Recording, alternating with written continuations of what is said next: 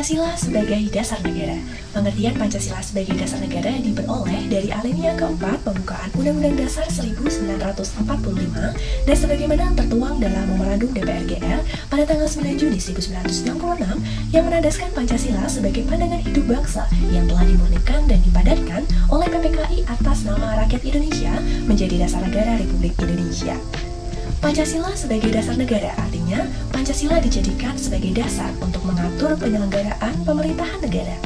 Pancasila menurut ketetapan MPR nomor 3 MPR Garing 2000 merupakan sumber hukum dasar nasional.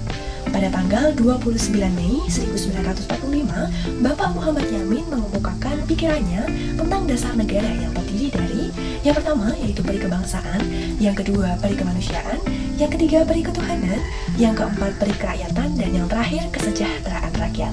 Setelah berpidato, Bapak Muhammad Yamin menyampaikan usulannya secara tertulis mengenai rancangan Undang-Undang Dasar Republik Indonesia. Dalam rancangan Undang-Undang Dasar tersebut tercantum pula rumusan 5 asas dasar negara sebagai berikut. Yang pertama, ketuhanan yang Maha Esa. Yang kedua, kebangsaan persatuan Indonesia. Yang ketiga, rasa kemanusiaan yang adil dan beradab. Yang keempat, kerakyatan yang dipimpin oleh hikmah, kebijaksanaan dalam permusyawaratan perwakilan. Dan yang kelima, keadilan sosial bagi seluruh rakyat Indonesia. Pada tanggal 31 Mei 1945, Prof. Dr. Mr. Supomo tampil berpidato di hadapan sidang BPU PKI.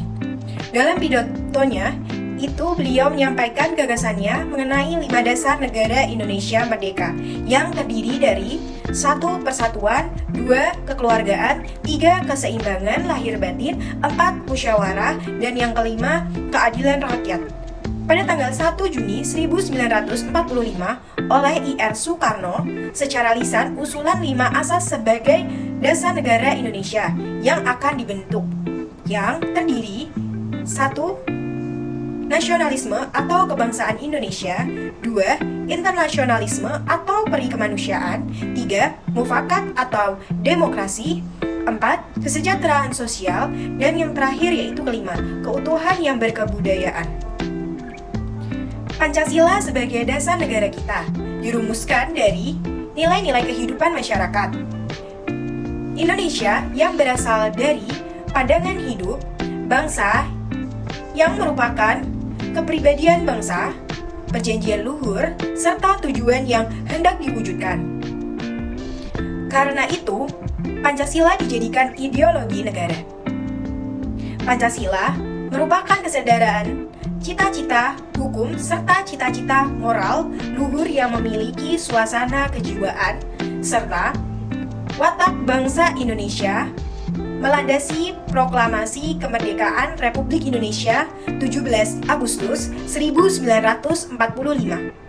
Untuk mewujudkan tujuan proklamasi kemerdekaan, maka Panitia Persiapan Kemerdekaan Indonesia atau yang disebut juga PPKI telah menetapkan Undang-Undang Dasar 1945 merupakan hukum dasar yang tertulis yang mengikat pemerintahan, setiap lembaga atau masyarakat, warga, negara, dan pendudukan Republik Indonesia pada tanggal 18 Agustus 1945.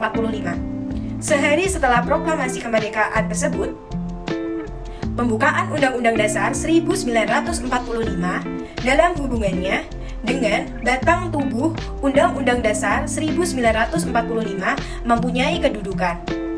Yang pertama, hubungannya dengan tertib hukum Indonesia, maka pembukaan Undang-Undang Dasar 1945 mempunyai kedudukan yang terpisah dari batang tubuh Undang-Undang Dasar 1945 sebagai pokok kaidah negara yang fundamental. Pembukaan Undang-Undang Dasar 1945 mempunyai kedudukan lebih tinggi daripada batang tubuh Undang-Undang Dasar 1945.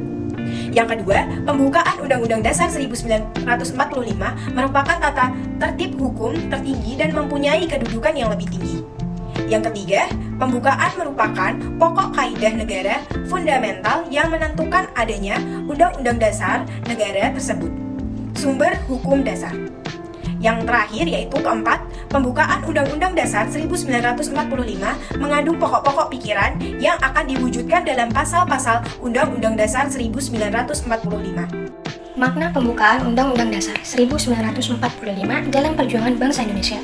Pembukaan yang telah dirumuskan secara padat dan hikmat dalam 4 alinea itu, setiap alinea kata-katanya mengandung arti dan makna yang sangat dalam, mempunyai nilai-nilai yang universal dan lestari. Universal karena mengandung nilai-nilai yang dijunjung tinggi oleh bangsa-bangsa beradab di seluruh muka bumi. Lestari karena mampu menampung dinamika masyarakat dan akan tetap menjadi landasan perjuangan bangsa dan negara selama bangsa Indonesia tetap setia kepada Negara Proklamasi 17 Agustus 1945. Makna-makna yang terkandung dalam Pancasila. 1. Ketuhanan yang Maha Esa. Lambang sila pertama adalah bintang. Bintang dimaksudkan sebagai sebuah cahaya, mengandung makna nur atau cahaya.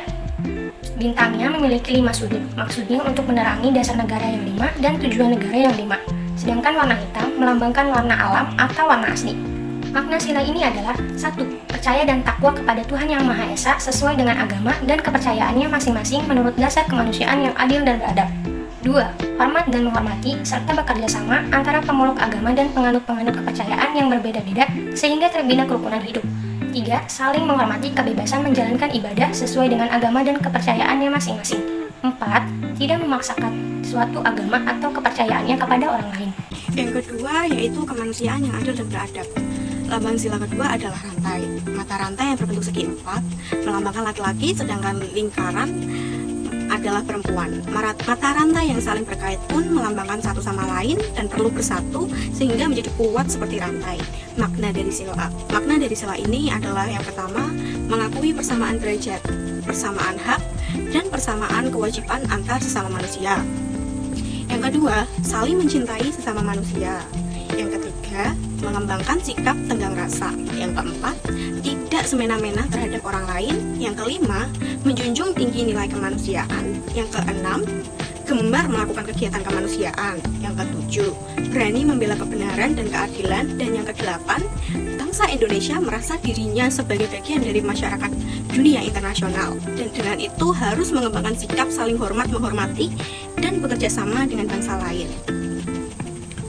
Sila yang ketiga yaitu Persatuan Indonesia. Lambang sila ketiga adalah pohon beringin.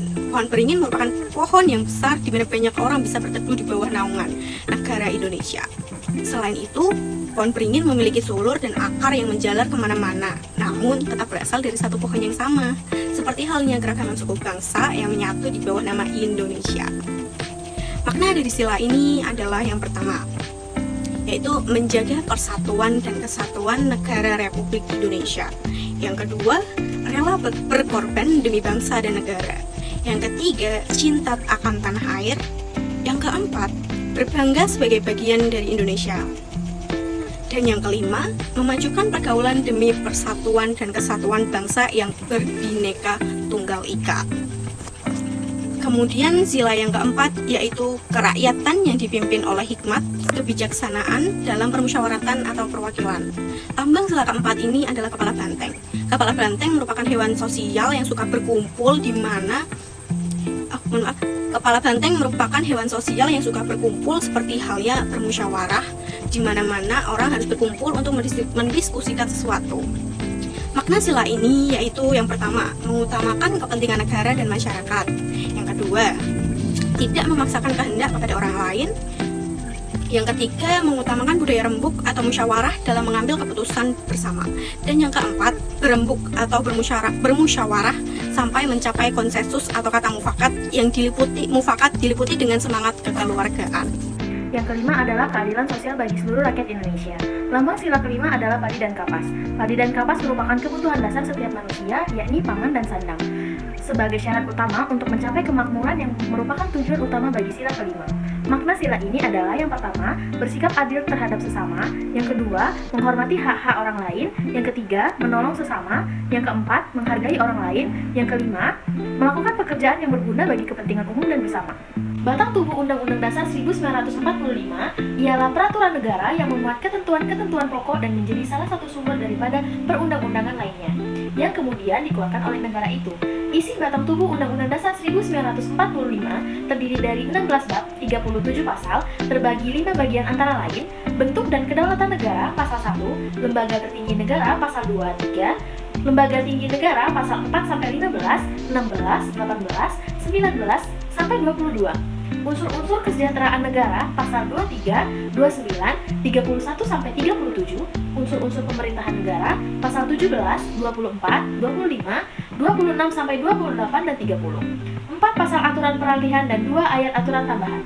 Selanjutnya ada sifat batang tubuh Undang-Undang Dasar 1945. Batang tubuh Undang-Undang Dasar 1945 memiliki 3 sifat utama. Yang pertama, fleksibel, elastis, dan sopel. Artinya dapat mengikuti perkembangan zaman, kapan saja dapat berlaku, sejak dulu hingga sekarang, dan sampai kapanpun. Yang kedua, ada rigid atau tidak kaku. Artinya isi batang tubuh Undang-Undang 1945 dapat diselami setiap warga negara Indonesia secara keseluruhan. Siapa saja yang menjadi WNI mampu menyelaminya. Yang ketiga, artinya luas atau gemulai. Maksudnya dapat dilaksanakan oleh setiap warga negara Indonesia di semua tempat, di sembarang ruang, dan di mana saja dapat dipraktekkan.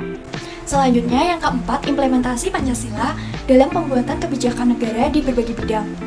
Beberapa penerapan implementasi Polstranas, politik strategi nasional dalam berbagai bidang. Berikut ini adalah contohnya.